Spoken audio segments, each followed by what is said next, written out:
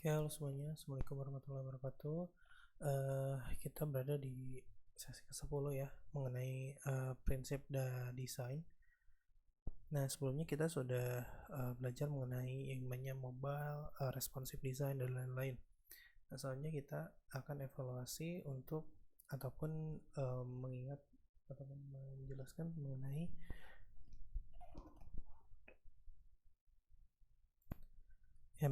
beberapa prinsip desain yang harus teman-teman ketahui. Nah, yang pertama kita akan mengevaluasi antarmuka. Jadi, evaluasi antarmuka ini atau evaluasi UI ini, penilaian terhadap sebuah aplikasi adalah tidak sama antar user pastinya ya. Jadi, setiap user mempunyai penglihatan beda-beda ataupun paradigma yang berbeda terhadap suatu aplikasi. Jadi misalnya teman-teman melihat apakah Tokopedia itu aplikasinya udah bagus, ada yang bilang jelek, ada yang udah bilang bagus banget gitu dan sebagainya.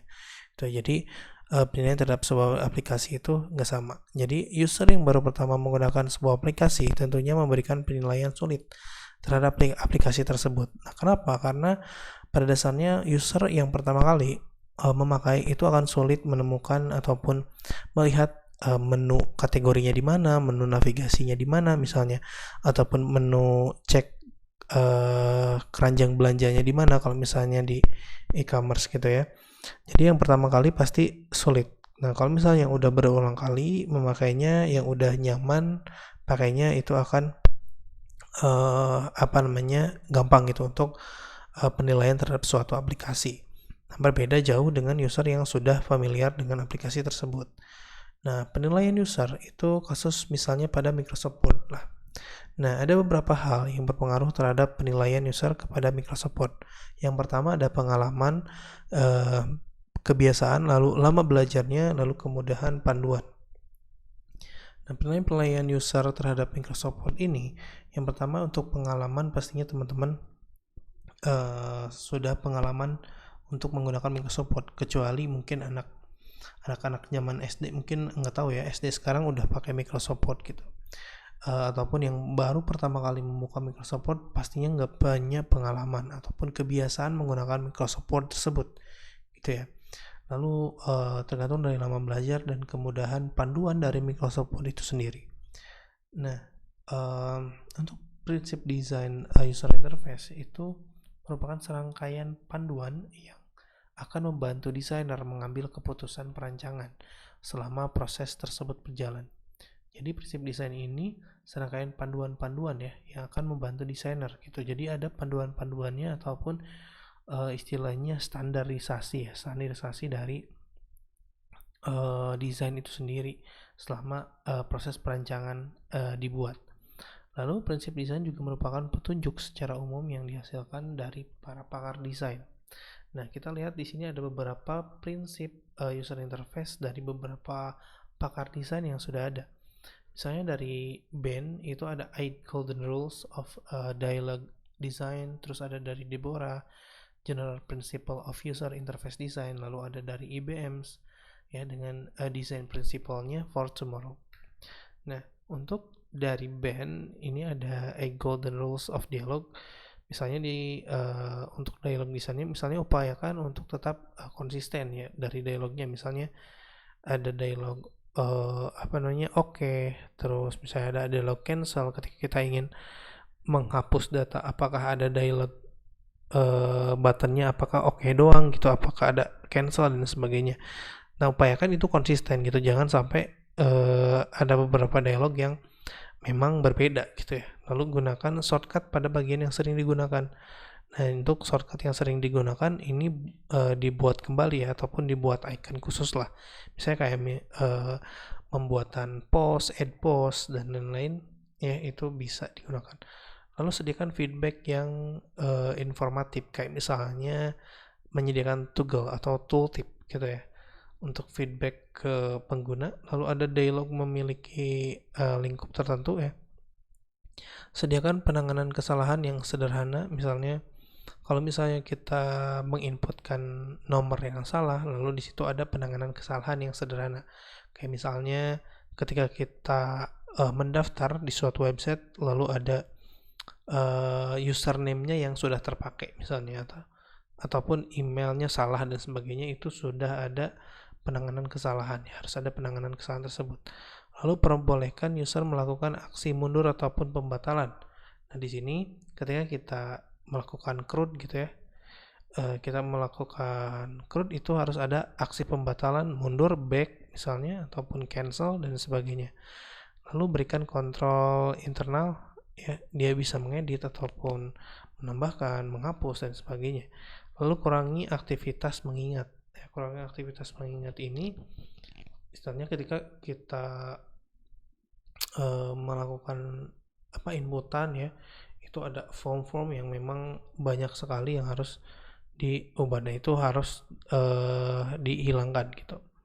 Nah, soalnya general principle of user dari Dibora ini sama ya, ada user compatibility, product compatibility, task compatibility. Nah, ini teman-teman bisa baca aja ya di sumber-sumbernya untuk general principle ini. Lalu misalnya ada dari IBM, ini kesederhanaan, tidak mengabaikan usability demi fungsionalitas tertentu. Ada support, ya, penggunaan tetap terkendali melalui panduan proaktif. Lalu ada familiarity, bangun pemahaman pengguna. Lalu ada obviousness, buat objek fungsinya dapat terlihat dan intuitif. Lalu ada encouragement, buat aksi dapat diberikan hasilnya yang dapat dibatalkan. Nah, prinsip-prinsip ini teman-teman bisa pakai bebas yang mana aja gitu ya, mau ngarahnya pakai band ataupun pakai IBM gitu ya. Yang penting semuanya di ke semua prinsip desain ini semuanya bagus ya, ataupun baik gitu. Nah, selanjutnya di sini fokus dari sistem misalnya ya, ataupun the usernya. Nah, kita fokus di proses desain. Jadi proses desain yang pertama itu what is wanted. Ya, what is wanted itu apa yang mau dicari gitu. Nah, dilakukannya apa? Kita bisa interview, etnografi, ya, ataupun mencari biografi nya gitu ya. Lalu membuat user persona dan lain ya, dari proses desain ini. Terus di sini ada what is there or versus what is wanted gitu. Nah, di sini what is wanted itu apa yang mau dicari gitu. Lalu selanjutnya skenario text analysis. Jadi dianalisis terlebih dahulu untuk desainnya mau seperti apa gitu ya, kebutuhan-kebutuhan dari penggunanya seperti apa, itu dianalisis dari hasil interviewnya. Kemudian di sini ada desain, lalu guidelines principle. Nah, di sini di proses desain ini sesuai dengan prinsip-prinsip desain yang sudah ada gitu ya. Seperti tadi harus berikan tombol back, harus ada icon untuk shortcut yang biasanya digunakan dan sebagainya. Itu di desain. Kemudian desain ini dibuatlah prototipenya ya. Prototipe kayak dialog notation, lalu evaluation heuristic dan sebagainya. Kalau misalnya ada kegagalan ataupun ada pembatalan dan juga ada yang nggak sesuai dari hasil analisis ya, dari prototype dikembalikan lagi ke analisis gitu. Kalau misalnya sudah bisa, udah bagus ya, udah bagus kembali, itu di proses specification lalu diimplementasi dan di deploy. Ini dibuat juga arsitektur dan documentation help-nya. Oke, dan documentation help ini kan penting juga ya ketika kita membuat suatu desain sistem informasi gitu. Nah, kita juga perlu tahu di mana letak tambah, di mana letak edit, hapus dan sebagainya gitu ya. Lalu di sini fokus ke usernya. Ketahui siapa pemakainya gitu ya, pemakai dari aplikasi yang mau kita buat. Contohnya ya, kita mau buat aplikasi mengenai pemeliharaan tanaman gitu ya, ataupun scheduling pemeliharaan tanaman ataupun scheduling pemeliharaan perkebunan.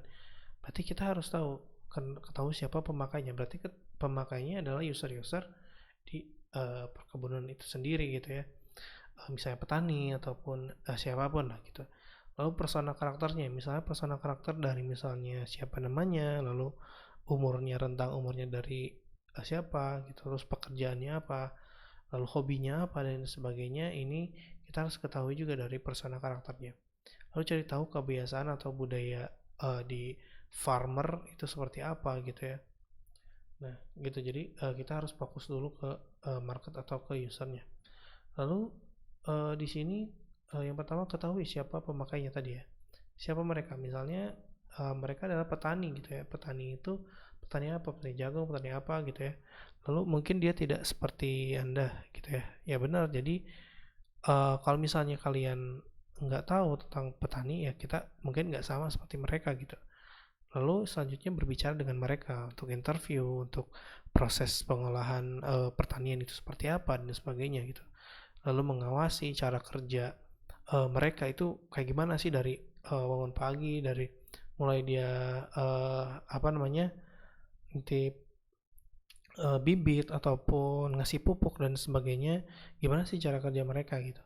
Lalu menggunakan imajinasi kita itu misalnya dari awalnya yang manual dan kita mengimajinasikan gimana sih kalau misalnya menggunakan aplikasi gitu ya untuk membuat pertaniannya, apakah memang berguna ataupun enggak ataupun malah merepotkan gitu.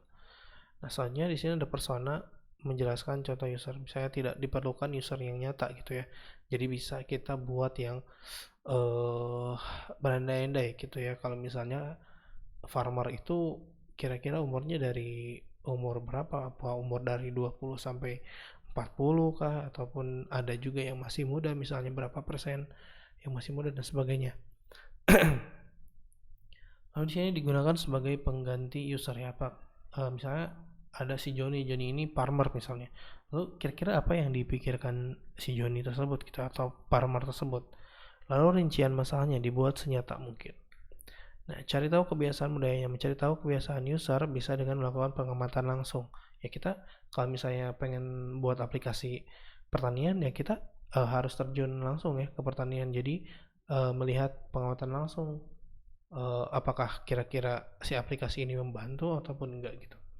Lalu pengamatan seperti ini biasa dilakukan di mana saja user berinteraksi baik dengan komputer maupun hal yang lainnya. Gitu. Apakah nggak repot gitu petani apa namanya pakai aplikasi ataupun apapun gitu ya untuk mengontrolnya. Lalu di sini ada tingkat usia yang juga sangat mempengaruhi usernya gitu dalam berinteraksi dengan. Nah, kemudian kita fokus ke desain. Setelah kita fokus ataupun kita mencari tahu dari user, kita juga harus fokus di desain. Nah, di sini kita bisa lihat beware the big button trap gitu ya. Jadi kalau misalnya semuanya buttonnya itu sama gitu ya ataupun besar-besar gitu ya, itu akan sulit kalau misalnya kita menggunakan handphone gitu ya. Kita menggunakan handphone harus sesuai untuk button yang kecil apa icon apa gitu, kalau misalnya yang besar itu apa gitu, jadi harus kita pikirkan. Lalu where do they go, lots of room for extra text gitu ya. Jadi kita harus memiliki ataupun melihat kira-kira kalau misalnya pakai button itu kayak gimana. Nah, contohnya di sini di mode misalnya lock to prevent accidental use. Jadi remove lock itu kalau ini yang dulu ya di handphone Nokia ataupun yang lainnya gitu, ada remove lock itu C plus yes to confirm. Jadi kita cek dulu baru yes gitu. Lalu frekuensi practical action, jadi frekuensi dari kita menekan tombol satu ke tombol lainnya itu sering nggak gitu.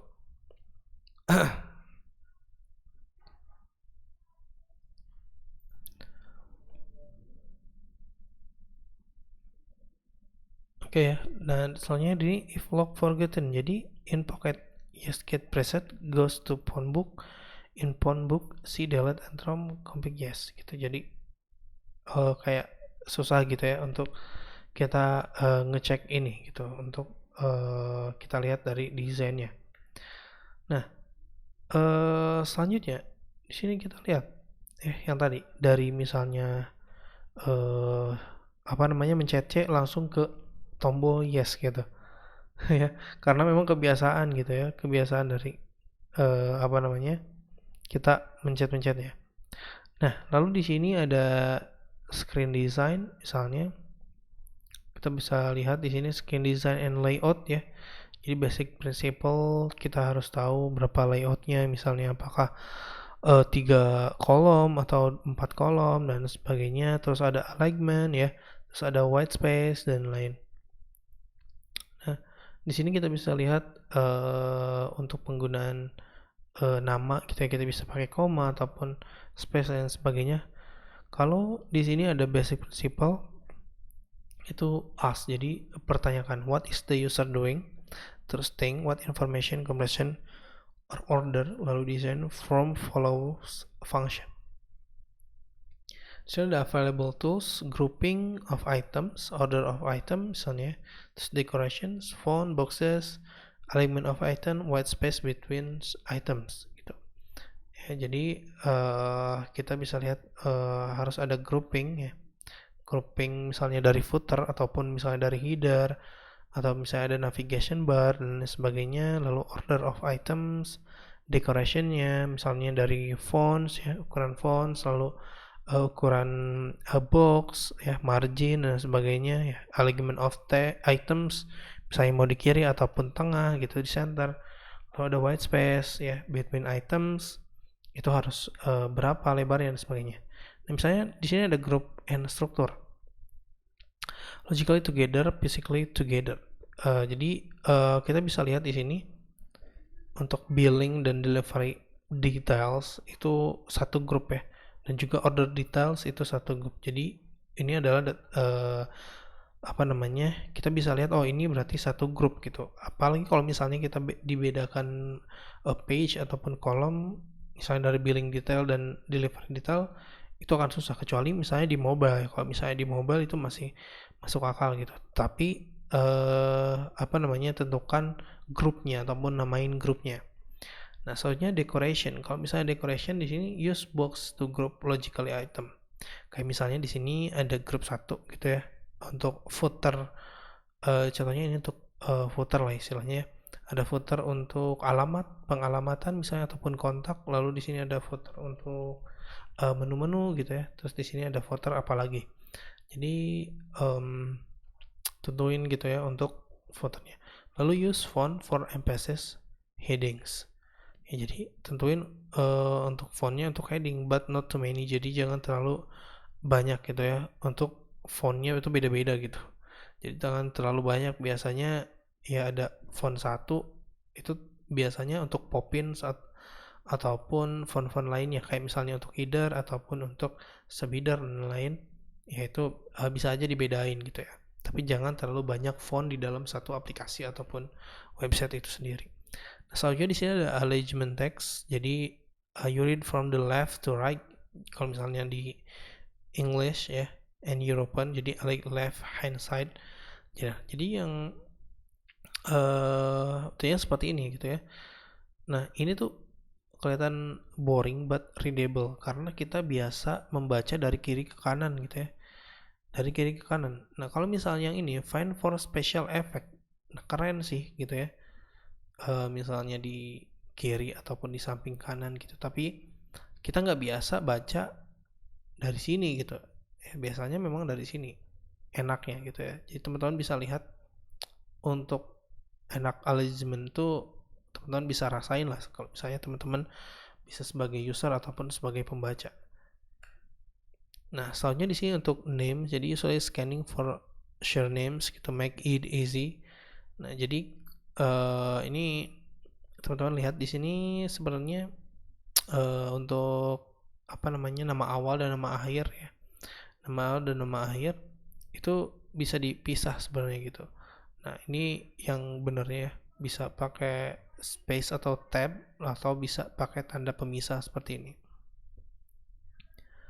Nah, lalu untuk numbers nih, think purpose. Jadi menurut teman-teman which is biggest gitu, apa nomor mana yang paling banyak gitu teman-teman, nomor mana yang paling banyak ya. Teman-teman pasti mikirnya yang 497 ya padahal yang paling besar itu apa, yang paling besar 1035 ya di sini, 1035 karena ini poin ataupun koma ya ke belakang. Nah, yang paling gede itu ini sebenarnya ya. Jadi numbers itu biasanya visually, dalam visualnya itu kalau misalnya ada yang lebih panjang gitu ya jajarannya, itu berarti lebih besar gitu. Tapi itu belum tentu ya. Kalau misalnya di sini visually long numbers sama dengan big numbers. Nah, lihat di sini. Kalau misalnya kita lihat dari sini ya. Untuk element decimal, points, or right allegiance, integers. Yang lebih banyak kita bisa lihat gitu ya. Nah, soalnya ada multiple column ya, jadi scanning across graph hard. Nah, untuk multiple column ini kita bisa pisah ya seperti ini, atau bisa use leaders juga, ataupun kalau misalnya teman-teman bisa pakai seperti daftar pustaka ya, atau daftar isi. Lalu bisa juga untuk tables ya, kita bisa pakai apa namanya, warna gitu ya, warna untuk membedakan beberapa. Kalau misalnya seperti ini kita juga agak susah yang mana Cerbert itu yang mana gitu. Kalau misalnya kita pakai ini itu lebih enak. Nah, or even with care bad arrangements gitu ya. Jadi jangan sampai arrangementnya seperti ini, itu agak susah gitu. Nah, soalnya ada white space the counter. Di sini what you see. Jadi teman-teman lihat di sini ada the gaps between. Ya, jadi ada white space. Ya. Nah, white space itu bukan berarti warnanya putih gitu ya. Warnanya putih. Jadi white space itu istilahnya jarak antara satu konten dengan konten yang lainnya gitu ya. Nah, space disparate ataupun pemisahan. Nah, lihat di sini ada pemisahan, itu disebutnya space white space gitu ya. Nah, terusnya di sini ada untuk struktur gitu ya. Untuk struktur juga kita harus gunakan white space ya yang bagus. Kalau misalnya dalam satu grup itu bagusnya lainnya berapa, tapi harus konsisten ya untuk white space. Selanjutnya ada spike to highlight, lalu ada physical control. Lihat di sini grouping items ya. Jadi yang pertama di group di sini untuk penyeduh kopi ya, untuk penyeduh kopi different settings. Lalu ada type of food, nah lalu ada time cook, lalu order of items, itu type of heating misalnya, temperatur, lalu time cook, lalu star gitu ya. Jadi order of itemnya berurutan dari atas ke bawah gitu ya. Jadi enak untuk apa namanya, milih-milihnya gitu ya. Jadi yang pertama grouping dulu, yang kedua sort berdasarkan order of itemsnya yang lanjutannya. Lalu di decorationnya, jadi di sini different colors juga ya bisa dibedakan, different colors or different functions gitu ya. Lalu di sini ada lines around little buttons gitu ya. Jadi ada lines di buttonnya atau up and down. Lalu di sini ada alignment. Lalu ada central text in button ya. Di alignment ada padding, ada marginnya gitu. Jadi nggak terlalu melebar ataupun mepet gitu ya. Lalu easy to scan gitu ya. Lalu white space.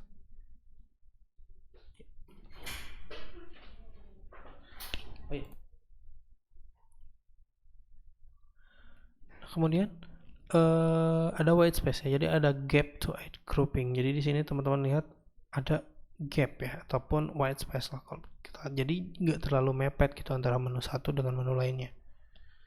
Nah, soalnya memasukkan informasi. Jadi kayak misalnya forms, dialog boxes gitu.